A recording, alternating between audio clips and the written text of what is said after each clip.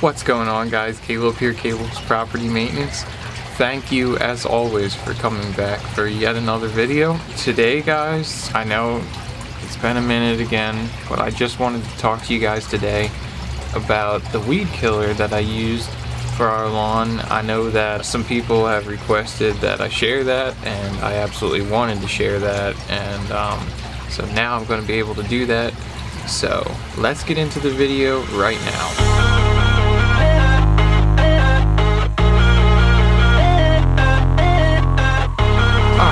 So I know I'm a little late to this topic of the weed killers, but it is still okay to apply a weed killer. You just have to watch for some cooler weather if possible, and if not, you're going to want to spray either in the early morning or in the later afternoon when the temperature cools down, because you don't want to cause too much stress on the grass if possible.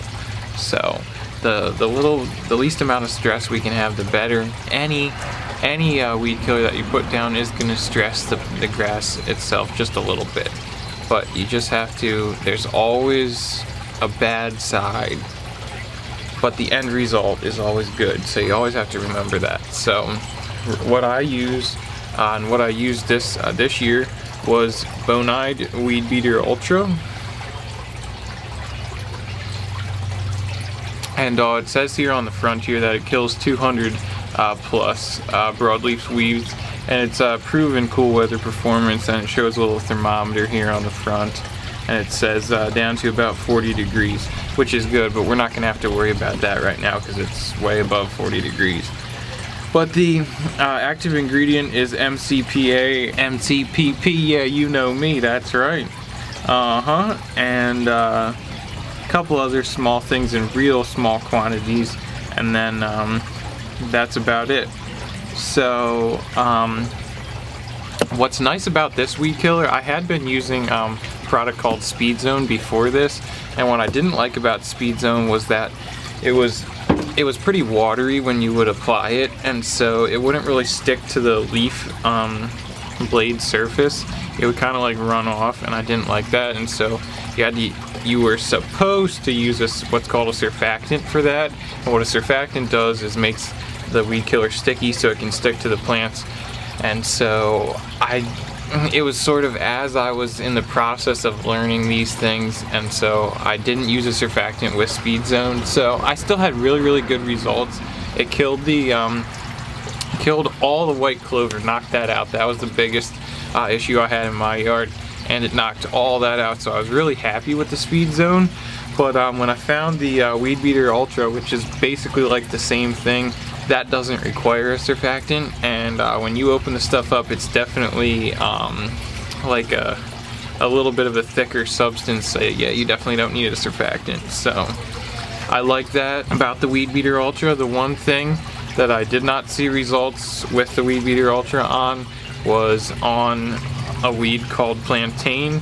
It's a really broad, wide leaf, and I had just a couple plants of it in my boulevard, and unfortunately it like stunned them. They haven't grown, but they're not dying either, so it's really quite weird. I don't know, it might just need a second application. But you see, if you read the label on the back of here, it says that you can only apply this at a blanket coverage twice a year. So I kind of do one application somewhere right about now, maybe a little bit earlier. I sprayed ours 2 weeks ago, and then another application after the summer heat, and that seems to work out really well. And each year you get less and less weeds, and the grass just gets thicker and thicker and thicker. So that's really kind of nice. That's kind of the goal. So I know, like, the Lawn Care Nut and some of the other guys like to spot spray throughout the course of the year, and I think that's great. I just never really took the time to do that, so I don't know if a second application of it on the plantain, if that would knock it out completely or not. I'm not sure. But that's just what I have experienced. Otherwise, all the basically all the other weeds that you would commonly see are they're all gone except for those ones that I showed you in that spot in the backyard along the row of arborvitae, those really tough ones to kill. Those ones probably need another spot application right along there because they just have like this waxy coating on the outside, so it's really hard to kill them. But I suppose if you kept mowing them off like really frequently, like maybe every 2 days or something like that, that might stun them out too. Not really quite sure. That's always what we try to preach, is that to see if you can mow out a weed before you grab a chemical or a product like this. So that's basically it. That's the weed killer that I use, and that I used this year. Great results. Killed the little clover spots that I had, which I love. That's always a big weed, and it's a really hard to kill weed. So yep, it knocked that out. Very happy with the results, and definitely would recommend the product. As far as mixing this up, you can spray this either out of a hose end sprayer, like you saw me apply the amp, and or you can use a like a 1 or 2 gallon container that you would carry around with you, and use a spray wand. Just make sure you get a fan tip nozzle, so that way you can get a nice swath of coverage. And I would recommend, if you're a beginner and you want to branch out and do this, that you do get some marking blue colorant that goes into the weed killer. That way you can see where you've sprayed and where you haven't. That way you don't over apply, because this stuff will seriously harm the grass if you do over apply. So I would definitely recommend that. I didn't use it because I've had a little bit of experience. So, and as far as so if you do use the hose end sprayer, you'll just want to set the dial to 2 ounces per gallon of water.